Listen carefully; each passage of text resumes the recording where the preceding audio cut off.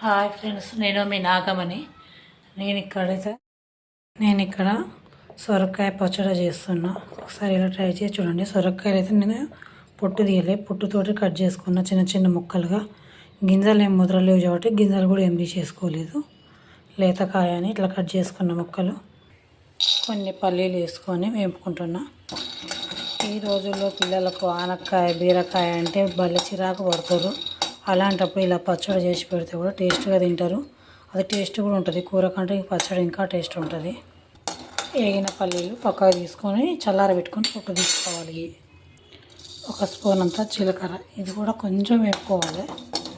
కొంచెం వేడెక్కితే చాలా ఫ్లేవర్ వేరే ఉంటుంది. ఇప్పుడు ఇది కూడా వేగింది, పక్కకు తీసుకుంటున్నా.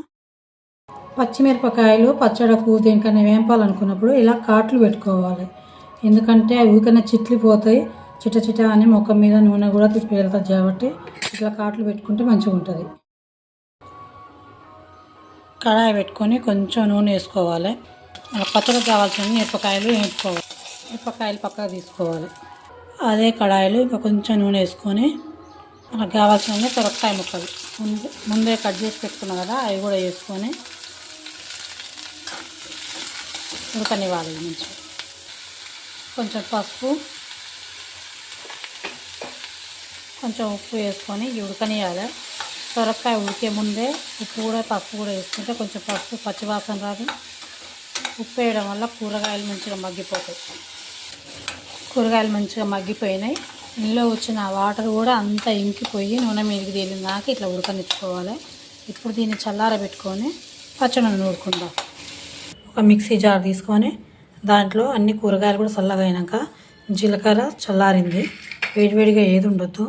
మనం ఫస్ట్ ఏం పెట్టుకున్న పల్లీలు కూడా వేసుకొని ఒకసారి మిక్సీ పట్టుకోవాలి.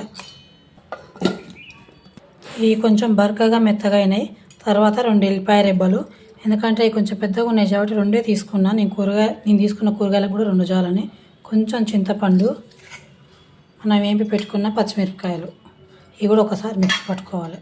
వేపి పెట్టుకున్న సొరకాయ ముక్కలు కూడా ఇలా వేసుకొని మిక్సీ జారు ఆపుకుంటా ఒక బరకగా మిక్సీ పట్టుకోవాలి. ఇది కూడా గిన్నె పెట్టుకొని దాంట్లో నూనె వేసుకొని నూనె కాగానే ఆవాలు జీలకర్ర పప్పులు కలిపి వేసుకున్న ఎండుమిరపకాయ, కొంచెం కరివేపాకు, ఇవి కూడా మంచిగా వేగనివ్వాలి. మాడనివ్వద్దు, ఏదైనా తాలింపు పచ్చట్లు పోసుకోవాలి. నేను ఉప్పు కూడా ఫస్ట్ టైం కూరగాయలు ఉడికేటప్పుడు వేసుకున్నా కాబట్టి నాకు ఉప్పు సరిపోయింది. అందుకే మళ్ళీ వేయవలసిన అవసరం కూడా రాలేదు. షేర్ చేసి కామెంట్ చేసి సబ్స్క్రైబ్ చేయండి. సొరకాయ పచ్చడి ఇది అన్నంలోకైనా ఇడ్లీ దోశలకు అయినా మంచిగా ఉంటుంది. ఏ దానికైనా కానీ పిల్లలు ఇంట్లో మారాన్ చేస్తారు, సొరకాయ ఆనకాయ తినను అని. అవే హెల్త్కి మంచిగా కూడా తింటే. ఇలా ఒకసారి చేసి పెట్టి చూడండి, ఎంతో ఇష్టంగా తింటారు ఎవరైనా సరే. షేర్ చేసి కామెంట్ చేసి సబ్స్క్రైబ్ చేయండి ప్లీజ్.